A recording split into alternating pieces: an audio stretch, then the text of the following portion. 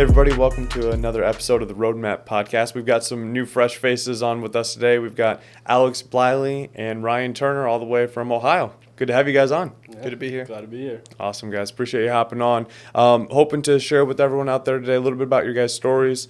I've known you guys for a little bit now, and I love the development that I've seen, the personal growth that I've seen in both of you has been really cool. That's one of my favorite parts of the business is seeing someone come in. You know, I remember the first time, Ryan, you were talking to a client. You were just practicing that scared face of like, I have no idea what I'm doing right now. Please help. I'm in over my head. It's funny because we've all seen it. You know, we've all been there. We've all seen it. So I remember stuff like that. And then to see the growth till now, that feels like years ago. It was like, I think that was a couple months back. So I love seeing stuff like that. So we'll hopefully allow you guys to share your stories a little bit, lessons learned in the business, help people get to know you a little bit. It'll be fun to look back on this in a couple months, a year or so, and be like, wow, I was a baby. So I always love doing that. Appreciate you guys coming on. So Alex, we'll start with you, bro. If you don't mind introducing yourself a little bit, just tell everyone a little bit about yourself growing up, where you come from, and then we'll get to your journey here. Yeah, so Alex Bliley, obviously, from Findlay, Ohio, so small town, living for about the first 25 years of my life or so, and then ended up in Richmond, Virginia for a few years. So was doing logistics sales before this for about 5 years, and then the last 2 years I was actually doing a management position. Nice. So it was high turnover. You know, wasn't stressful at all, right? yeah. So high pace, good environment though, great company. Okay. I truly believe that I probably wouldn't be as successful here if I didn't start there first and just really learn from a lot of peers and stuff. So that's awesome, man. It was good. I think it was back in it was a while ago. September. Yeah. Probably. I started reaching out to David and just David Starr. Yeah. And it was really just saw what he was doing. I was curious, exactly what it was. So I started being like a little birdie in his ear, just, trying to find out about it really. Yeah. And then I think it was maybe a month later, I was, really interested. He said, why don't you come on, talk with me and Matt. So we did a call. I remember. Picked your brain apart for probably like an hour because I was just like, there's a catch. Like, what is it? There's something, man. Like, it sounds too good. And then from there, I think I came to convention, which would have been February, I believe. So, and then after that, I came back, put my 2 weeks in at the job, and then the next day I was up in Columbus. Yeah, so that's awesome. Went right with it. Love it, man. So let's break some of that down. So you had a decent job, and you liked what you were doing and where you were doing it and the people you were working with. Yeah. So I'm curious, what had you interested in this? If you liked what you were doing and the people that you were working with, why even look for something else at that point? Yeah, I think, with this, however much you want to make, however hard you want to work, you can really capitalize on it. There was huge opportunity that I saw. Okay. So more flexibility in up or down and how you wanted to manage your lifestyle and your work ethic and your growth potential? Yeah. Okay. Yeah, I was capped a little bit as where I was. Yeah. They kept giving me more and more responsibility without the pay. And then at the end, my team had pretty much doubled. I was doing a manager position, but I had a lead title. So the pay wasn't as good. And, I felt like I could go somewhere else and utilize my skills a lot more. Yeah, that makes sense. I was literally just talking to someone in an episode before this, and he said almost the same thing. It was like, hey, they started asking more and more and more of me. It's like, okay, where's my extra pay, It's like all this more responsibility, and when you don't get that compensation for that extra work, that frustrates anyone, even the hardest worker. And so you start looking, you see this, and you knew David Starr for a while back. You guys go way back. Oh, yeah. And so you had that trust in him, but yet it was like, this still sounds too good to be true. What do you think felt too good to be true about it? I think it was probably like the amount of families that he was helping, and just thinking that to scale something that large as quick as he did, I think I was, obviously impressed, but just, I was like, there's what exactly is going on here? I think that makes sense. It was just too good to be true. Yeah, because you're not going to start at that company that you worked at in Richmond and go from entry level to, in the C-suite of operators in a year. Right. But here, that type of potential is possible. Yeah. Not everyone does it. A lot of people don't. Most people don't. but the potential is there. Right. So even to see somewhere with that potential sometimes is odd. Yeah, It's like that because that doesn't exist in the corporate America type of structure in most places. Yeah, it does not. Not at all. So it makes sense. So, and I remember that Zoom call. I remember thinking, man, this guy's super sharp and super skeptical. I was like, I can relate to the skeptical part. I don't know about the sharpness, but I remember being that skeptical. So I always love when someone comes in like that because I get it. I was for sure that Gabe was getting me into some MLM. I was like, dude, I ain't about that life, you know. So I was sure about it. But that's the cool thing about what we do here. We don't hide anything. No, Like we're happy to show bank statements. We're happy for anyone to shadow what you do all day. It's kind of boring. Yeah. Like it's not super high octane, but what we get to make and what we get to do, that's the cool part. Yeah. For sure. So you saw that. Started working on the skepticism, but that was in the fall, and so there was like 6-7 months before the convention, and at that point you still weren't ready for it, but you were willing to go to the convention. Why did you go there, but you weren't even joined yet? Does that make sense? Yeah, I think at that point I was still bought in with my company. You know, I still thought I had a pathway for myself. Okay. And I think it was just like a few days of stress that came up, and I called, DJ, and he's like, or David, and he's like, get down to Miami, come down here, experience it, and, I'm sure that this is going to be something you want to do. That's awesome. Yeah. Okay, it makes sense. So you were still hanging on to that last thread of hope that the company you invested the last couple years of your life and having moved for them and all this stuff could still work out and get you where you wanted to go. And then some stuff happened, and you're like, yeah, nope, not going to happen. One too many bad days. Yeah, that makes sense. So then you come down to Miami for the annual convention that we had in February. Obviously saw all the people that were doing it and doing well, and you're like, all right, this is something I want to be a part of. Yeah. Okay. Yeah, the culture. I think, just seeing the diversity, too, with everyone. I mean, It doesn't take anyone special to do this by any means, but determined for sure, and I love that. Yeah, 100%. I couldn't agree more. And it's not your cliche type of person. If I say car salesman, you picture something in your head, realtor. But here, life insurance broker, it's like, that's all over the place. Right. That's all over the place because it's just that determination, like you said, to make it happen. You got to be sick and tired of being sick and tired. Right. And you reach that point, push you over the edge, and you're like, all right, I'm jumping in. I'm going to make this happen. Oh, yeah. Love it. So you decided, hey, this is it. I'm going to do it. I can do it. You got started. How did reality match your expectations because the convention gets you real hyped, and then to go back home and dial makes you want to do some things. Sure, for sure. How did that feel the first day, first couple of weeks in the business? How did that go for you? Yeah, I mean, you guys, I remember in the Zoom call we had in September, you guys were like, it's just hard work. Just got to come in here, and it's not easy. It's hard work, and I'm like, I know hard work. Like I work 8 to 5, and I know hard work. Yeah. And I got here, and I mean, I think I just realized it's more of a mental game, and building those calluses, and the emotions can be a roller coaster for sure. I've learned that every day, pretty much. But yeah, I think the biggest thing is really just once I got here, and I was working from home too, which I struggled with. I never worked from home except for 2 months during COVID. Yeah. We were essential, so we were back in the office, and I learned that I need to be around the fire.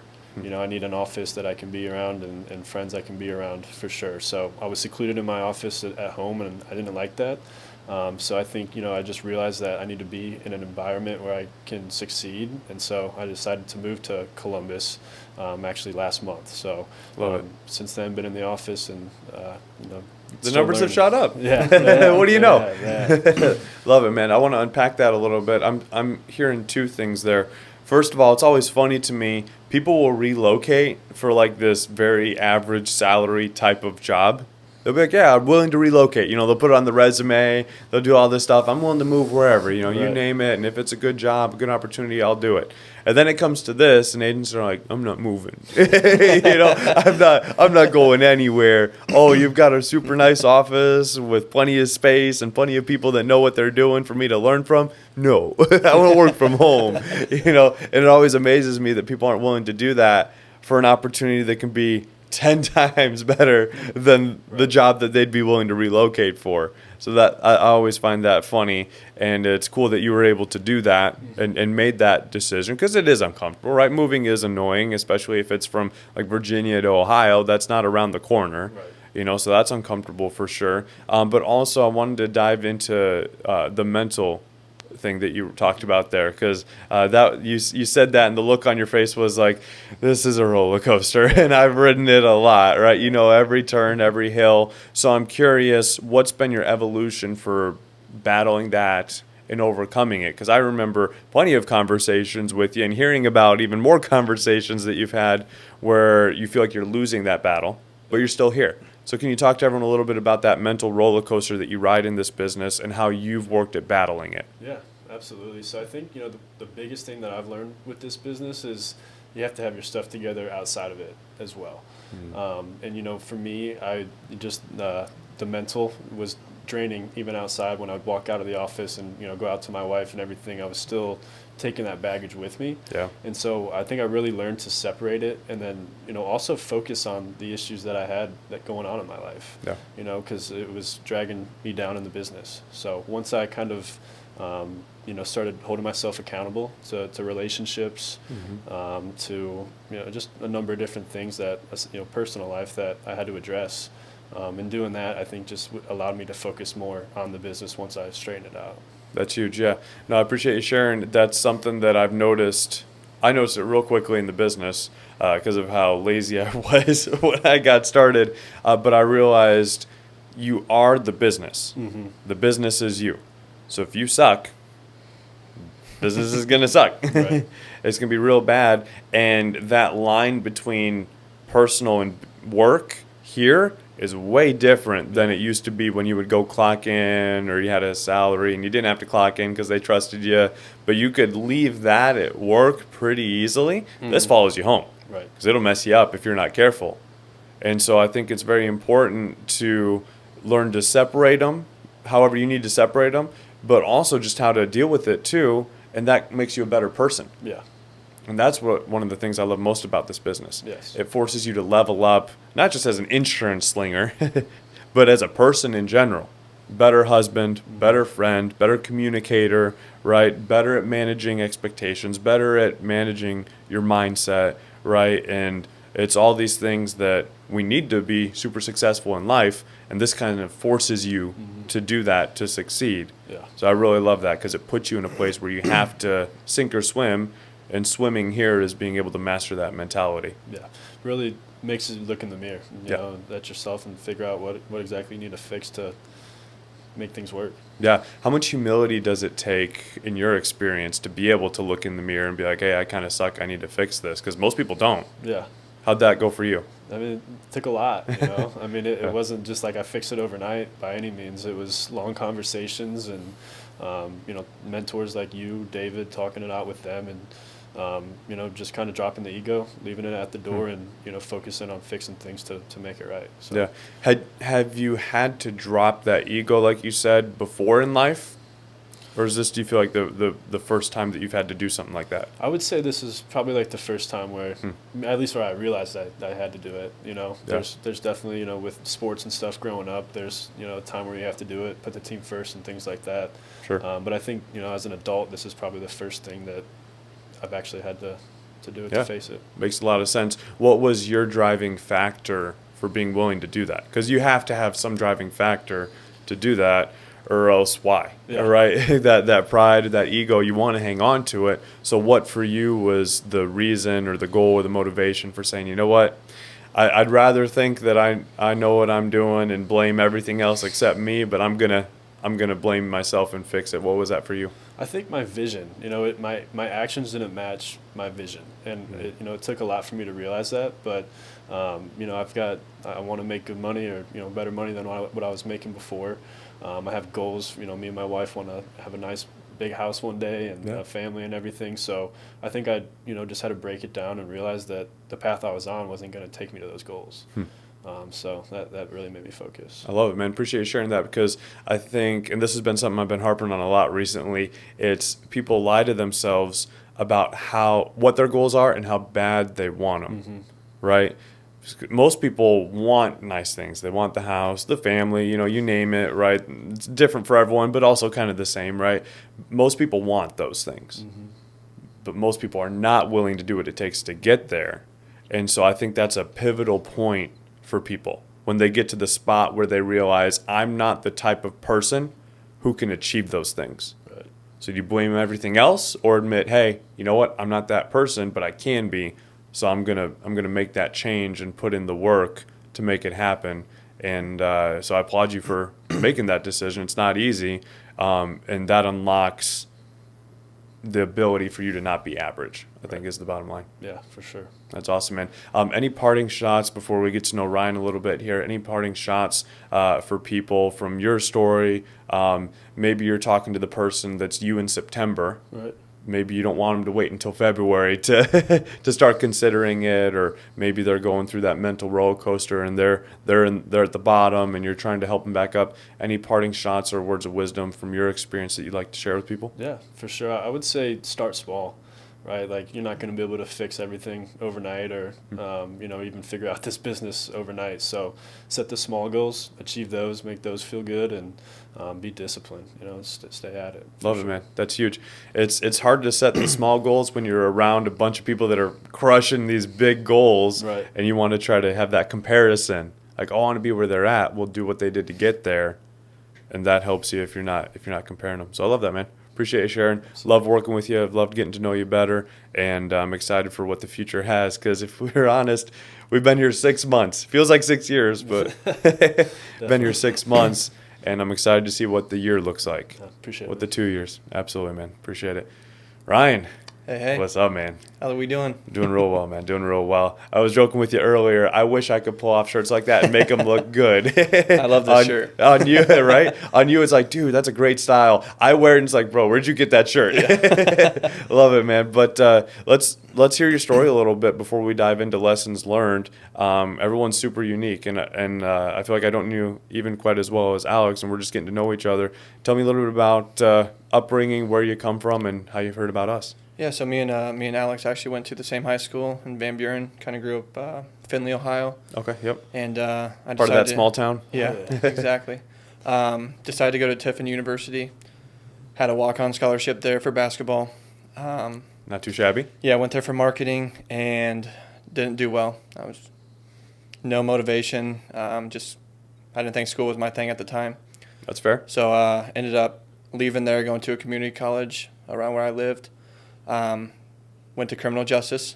Okay. My brother's a cop in Findlay. Okay, got it. Yeah. So he kind of persuaded me a little bit. Basketball, marketing, nah, criminal justice. Yep, it gets even better. So I ended up doing criminal justice, and then I went to Bowling Green State University. Dropped out of that too. Okay. And then I took a gap year. I was like, I really just need to figure out what I want to do. Talked to a lot of people, a lot of mentors, and ended up going into nursing. Okay, all right. There. The path continues to wind. Exactly. In my first semester, and I think it was my midterm exam, I just did terrible on it. And I looked at my Instagram going back to class, and I saw Tyler and David posted a story. I'm like, wow. They look like they're having fun. Okay. So and you're not. Exactly. It sounds like. I ended up reaching out to Tyler that day and was like, hey, what do you do? And he goes, hey, can I give you a call tonight? I think David's going to hop on too. So I'm like, yeah, of course. Went through the phone call. They called me that night, kind of explained what you guys did. Yeah. And what were your first vibes? I didn't think it was true. Okay, fair. I mean, I was skeptical of it Yeah. all, just like Alex was, just like a lot of people coming in. Told Tyler to send me screenshots of stuff he said he was doing. Yeah. I'm like, show me. And yeah, after, I think it was that next day, I ended up dropping all my classes. I'm like, let's get this underway. It wasn't a 6-month journey No, for you. For you, it was about 6 minutes. Exactly. It I took love me it. 5 years to realize that college I didn't want to do it. Yeah.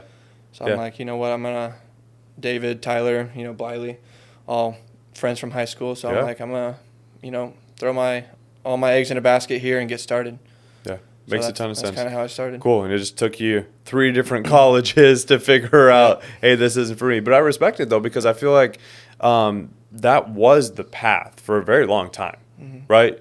you do well in school and sports, and then you go to a decent college and you get a decent degree, and if you can get a scholarship, great, it'll save you money, and Right. then from there you get a job, right? And that was the path for so long. That's not the path for most people. You know, you got to have a real specific dream, I feel like, to go to college and make that work, and it's not for a lot of people, but most people just follow the path even Right. though it's not for them, and they don't have the guts to say, hey, this isn't for me, and then they wind up with all kinds of student loan debt and in a job that they're not happy with long term. So I respect the decision. Did you have anyone pressuring you to stay there, or what did that pressure feel like, if any? Stay there as in college? Yeah, in college, or continue down the path, or find something else, try a fourth one, you know? Yeah, so really, all my friends in college, Bowling Green, Tiffin, and then obviously my family. So my mom and dad both graduated from college. That was kind of the way after high school is, where do you want to go to college? It's not, do you want to work, make money and everything. It was go to college for 4 years, get a good job. So I think just talking to Tyler after that and him saying, you don't need a college degree, just we'll help you through it all, really helped a lot. Nice. So, yeah. Okay, love that. So skepticism at first. You saw the proof, though, through the screenshots, and obviously we're super open, like we were talking about with Alex. We're super open about what we do. You don't have to hide that. Right. And then from there, you're like, you know what? I'm going to give this a shot. What month was this again? Remind me. It was earlier this year, right? Yeah. The phone call was late March. Okay. Yeah. Took all my classes April. Yep. Started getting going May. Went to the lock-in. Yep. Kind of heard everything there, and then started late June. Okay. Awesome. Early July. Yeah. So May was that first unofficial sale and figuring stuff out there, and your first taste for it. And then June, we're starting to get rolling, starting to figure this out. July, August, here we are. So you're 3 months barely into the business. What have been your experiences so far? Do you feel like it's what you hoped it would be? Do you feel like it's not even the same thing or close to it? How do you feel like it's met what you're hoping it would be? Yeah, to be completely honest with you, when I first heard what you guys did, you make phone calls. Yep. I'm like, okay, hard work. let's see. Okay, it's dialing people, calling people, talking to people. A bunch of pansies I over love there doing that, calling, dialing phones, hard work. Get out of here. Hiding in their basement. But then just realizing, like Alex said, it's a mental game. And, my first 2 weeks, I stopped lifting, stopped eating healthy, just trying to grind, really. And, it was a hard 2 weeks to get going. And then I think my third week is where I, kind of realized that, focusing on my mental health outside. David, Tyler has helped me a lot with that too. Yeah. Working on that outside of work is helping you in the business as well. It's not only helping you outside, it's helping you inside too. It's all the same. It all connects. Yep. That's awesome, man. What has been your biggest struggle in the business? Has it been the mentality, or has there been something else that you've struggled with? Because you seem like a pretty coachable person. Yeah. I haven't noticed that struggle. So do you feel like the mentality has been the biggest struggle in it, or has there been anything else that's been causing you grief? For sure. Just, from high school playing sports, I could just pick something up, kind of roll with it. The first few weeks in here, and still to this day, still getting coached, and it's helping a lot. It's just something I'm not used to, so my mentality was a little off, I believe. But I think it's right where it needs to be now, and it took me a little bit to realize that. Okay. And I think that's the first thing is, you got to realize that. Yeah, makes a lot of sense. Yeah, because naturally being gifted at picking things up quickly, it's random the people that figure this out quickly. I've yet to be able to figure out why they do, other than extreme coachability. Like, because you would naturally think, oh, you've been in sales before, so you'll get this, right? But yeah, that's that. Alex is over here like, definitely not. So that's not it. And you would figure that, oh, if you're a jerk and you have no emotions or something, you'll get this quickly, and that's not always it either. So it's hard to say who picks this up quickly or not with 100% accuracy, but the ability to be okay with the process, I think, is the magic there. That's a good thing about, working here too, and working with everybody that works here is, former jobs. I worked in the hospital. I always had questions. I was like, what's this? What's that? And, sometimes people make you feel dumb for asking, stupid questions. In this business, I feel like I've just been eager to find the answer. We'll make you feel dumb if you don't ask questions. Exactly. So, oh, no questions, huh? Yeah. You got everything figured out, huh? Wow. Love it. That's awesome, man. Yeah.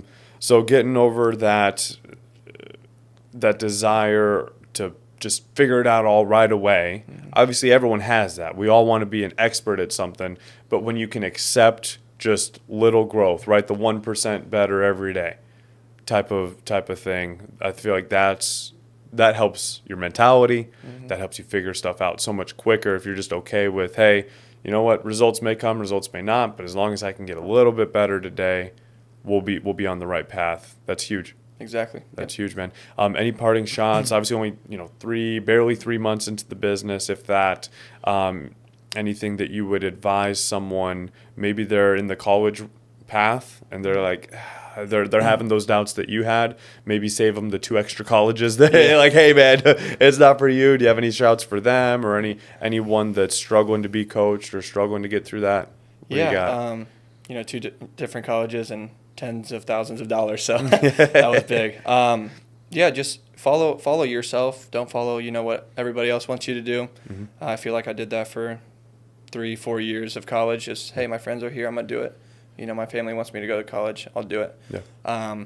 And now working in the business with everybody here, I've just 20 times happier, excelling. So that's awesome. Yeah, so just follow your heart, do what you want to do, and block out the haters. Right? No, that works, man. And I feel like that's good advice for life, but that's not how we're raised, really. Mm-hmm. Right? I feel like a majority of us are raised where it's like, no, be normal, be average, but they don't say that. Yeah. Right? You're told, hey, you can be anything you want, you can do anything you want, you can achieve anything you want.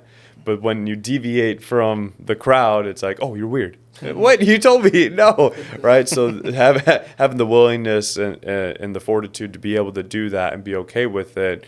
But then I love the culture that we have here because I would call this a family and a brotherhood, mm-hmm. 10 times that of any college or sports team, because I feel like it forges a like-minded group of people in a way that college or sports don't. Right? Because you can't be here because someone else wants you to be here. Mm-hmm. You last about 2 hours, maybe, hour and a half, right? You don't last that long. So the people that are here, the people that stick through it, the people that last, right, through the mental hurdles, right, through the personal journey, through the literal geographical moves, through the pressure from family to, or the disappointment, when you push through that, we have this culture of winners that want to be better, do better, and help others. And that's a really, really cool group to be a part of. Would you agree? Yeah, and that's a good thing is, as long as you're putting in the time, you're putting in the work, and even if you're not succeeding at that point, everybody's going to have your back. Yeah. I mean, obviously, if you're not putting in the time, not putting in the work, you're going to fall off regardless. Yeah. But just knowing you have that kind of threshold with a family here is huge. So. Yeah, it really is. And that's something that was expressed to me. I expressed to others. We've expressed that to you guys. If you don't quit on yourself, and if you're doing what you're told to do, we've got your back every step of the way. Because we know that this business is so simple. Not easy. Not easy, right? But so simple. And if you stick to that simplicity, stick to the roadmap, right? Stick to that proven path, and do what your mentors say works, we know it's going to work, and we'll have your back every step of the way. And that's a really cool guarantee. I don't know about you guys, but that meant the world to me when I was trying to figure this thing out, because I was like, man, I don't know if I have the faith in myself to make this thing work like I want it to, but the fact that my mentors did and that they believed in me, that they trusted in it, you can kind of live off of that confidence for a little bit. I love that. Awesome, guys. Well, I appreciate you being on. Anytime we meet new people on this podcast, we get a goal out of them. So you're not escaping too easy, right? So let's think about how many families that you're looking to help. Do you guys know where you're at roughly for the year so far on your prospective journeys? All right, so end of the calendar year, here we are in mid-August. How many families do we want to be helping by the end of the year? What are you looking for total families helped for this year, Alex? We're coming up on September, right? So about 3 months left in the year. Mm-hmm. So I'd like to finish like 125 families. Okay, cool. And do you know where you're at now roughly? About 40. Okay, cool. So we got to basically 2x what we've done so far, and you started in March, right, you said? Sure, yep. Okay, cool. So that's a lot of growth for sure, and that would be really, really cool and set you up with some massive confidence, cash flow and momentum for big things next year. So I'd love to Definitely. see it. Cool. 125 families for him. RT? Yeah, so first month just ended last week, and I helped, I believe it was 8 families. Okay. Yeah. Not where I want to be at all, so I want to double that, this month. End of the year goals, I want to hit 80. Okay. I think 80 is a good goal to put in mind. Yeah. If I exceed 80, I'm going to push for 100. So Makes sense. Okay, cool. So 80 is the drop dead. Yep. And it sounds like my quick math, you're going to have to see growth every single month to get there. And that'll put you on a nice trajectory going into the new year, just expecting that growth, a little bit better every week, a little bit better every month will set you up in a real good place in this business. Yep. Awesome. Appreciate you guys hopping on. It was great getting to hear your stories and getting to know you better. I'm looking forward to working with you guys for the coming years and growing some pretty awesome businesses together. Yeah. Thanks for Let's having do us. it. Appreciate it. Absolutely, guys. That's a wrap.